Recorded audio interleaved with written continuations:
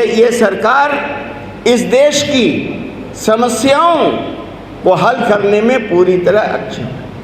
और जिस तरीके से देश की जनता की लूट हो रही, राष्ट्रवाद का मुखौटा पहन के इस देश को खोखला करने का काम कर रहे हैं। और जो मदद मिलती है तो सम्मान मानते हैं कि हमको दुनिया से मदद मिल रही है। किस चीज का सम्मान? बांग्लादेश जैसा देश हमको 30,000 किट दे रहा है और हम उसको सम्मान मान रहे हैं। पैरासिटामोल दे रहा है और हम उसको सम्मान मांग रहे हैं। सम्मान वो था कि 2013 के अंदर सुनामी में पूरी तबाही हो गई थी। दुनिया के बहुत से मुल्कों ने कहा कि हम मदद करते हैं। मनमोहन सिंह और सोनिया गांधी ने कहा कि जब जरूरत होगी तो हम आपसे लेंगे। भारत सक्षम है इस तरह की विपदाओं का मुकाबला करने के लिए। देश के अंदर जब ये क्षमता होती है तब दुनिया में देश का नाम रोशन होता है और तब आपको लोग मजबूत समझते हैं। आज दुनिया के अंदर क्या शिक्षा, आज 27 केंद्रीय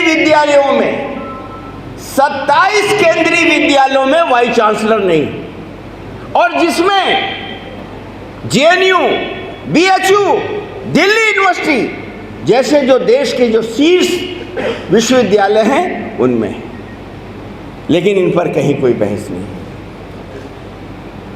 तो आज इस मोदी सरकार के चलते जो बेरोजगारी हुई है, अकेले अप्रैल और मई के बीच में 2 करोड़ लोगों का रोजगार गया। लाखों लोग कम वेतन पर काम कर रहे हैं। जरूरत इस बात की है कि आप ऐसे विपदा के समय में सारे लोगों के साथ बैठ के उन समस्याओं का निराकरण करें जिससे पूरे देश के लोग आज तबाह हो रहे हैं। और कांग्रेस पार्टी ने इसीलिए शुरू से इन सवालों को उठाती रही है। जैसा कि प्रदेश अध्यक्ष महोदय ने बताया कि जो कार्यक्रम बिहार में हो रहा है, ब्लॉक से लेकर जिले से लेकर प्रदेश तक, हम जन जन तक जा रहे हैं। और ये ऐसे कार्यक्रम पूरे देश के पैमाने पर, इस देश के हर ब्लॉक में कांग्रेस पार्टी इस महंगाई के खिलाफ, इस आपराधिक लापरवाही से लाखों लोगों के मरने के खिलाफ इस लड़ाई को लड़ने का काम कर रहे हैं।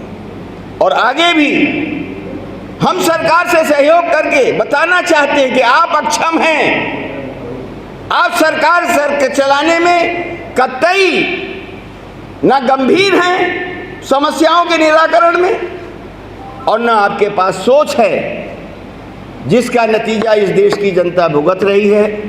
अगर आप सारे सरदल लोगों के सहयोग से इन समस्याओं का निपटारा करना चाहते तो कर सकते थे, लेकिन ऐसे समय में भी उनका रवैया लोगों के हित में नहीं दिखाई पड़ रहा। आज कांग्रेस पार्टी इसके खिलाफ पूरे देश के पैमाने पर ये लड़ाई है और आगे भी कांग्रेस पार्टी की लड़ाई जारी रहेगी। महंगाई का मतलब होता है कि 10 रुपये का माल अगर 12 और 15 रुपये में मिल जाए तो उसको हम महंगाई कहते हैं, लेकिन अगर 10 रुपये का माल 25 रुपये में miले तो उसको लूट कहते हैं। और ये लूट की छूट लगातार मोदी सरकार ने उन बड़े पूंजीपतियों को दे रखी है जो इस मुल्क को महंगाई के नाम पर लूटने का काम कर रहे हैं। अब सबसे बड़ा सवाल यह है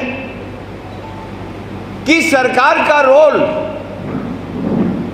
किसी भी चीज में दिखाई नहीं पड़ रहा। क्यों?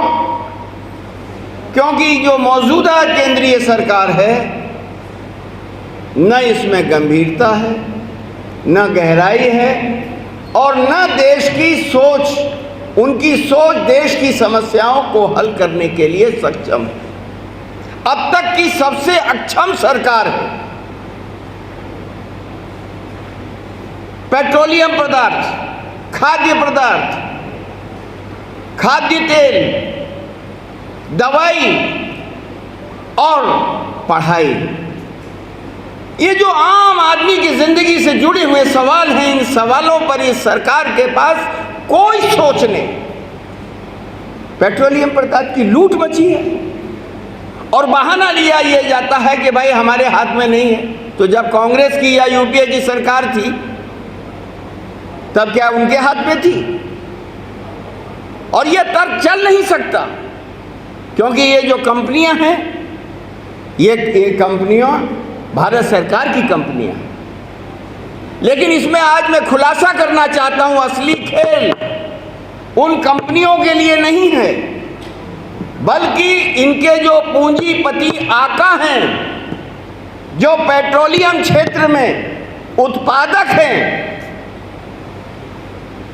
वो मुनाफे की लूट चलती रहे उनकी, इसलिए इस मुल्क में पेट्रोलियम पदार्थ पर सरकार के कोई कदम नहीं उठ रहे। और उदाहरण देता हूँ, नोट करके रखिएगा कि जब यूपीए के समय में पेट्रोलियम पदार्थ के दाम नीचे गए थे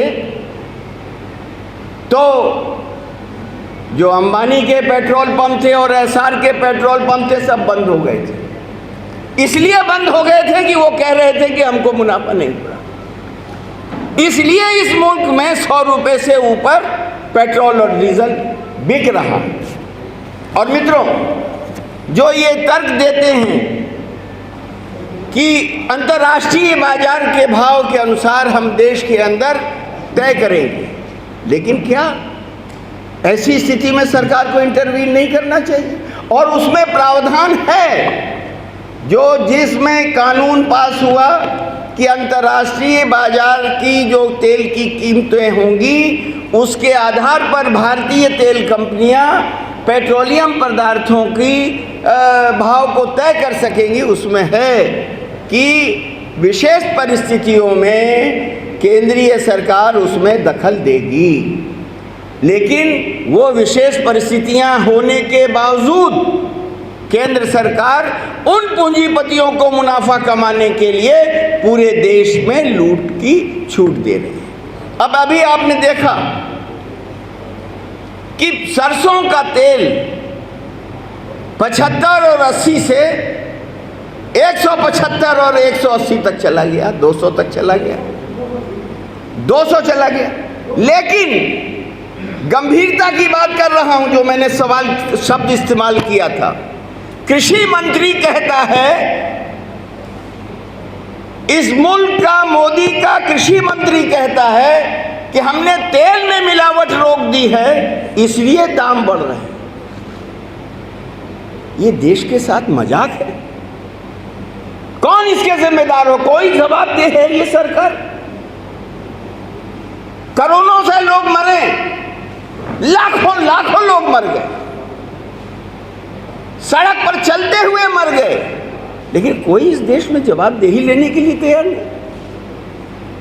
हमारा सीधा आरोप है, आपराधिक लापरवाही की वजह से इस देश के अंदर लाखों लोगों को जान गंवानी पड़ी है।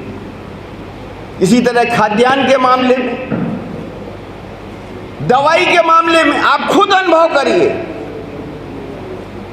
आज आप दवाई लेते हैं और 2 महीने बाद वही दवाई लीजिए तो उसका दाम बढ़ा हुआ होता है। दवाई के मामले में मूल्य नियंत्रण सरकार के हाथ में है और बेतहाशा बढ़ती चली जा रही है। जो कोरोना काल में जब लूट मची थी तो ये सरकार सोई हुई थी, बड़े आराम से कर सकते थे।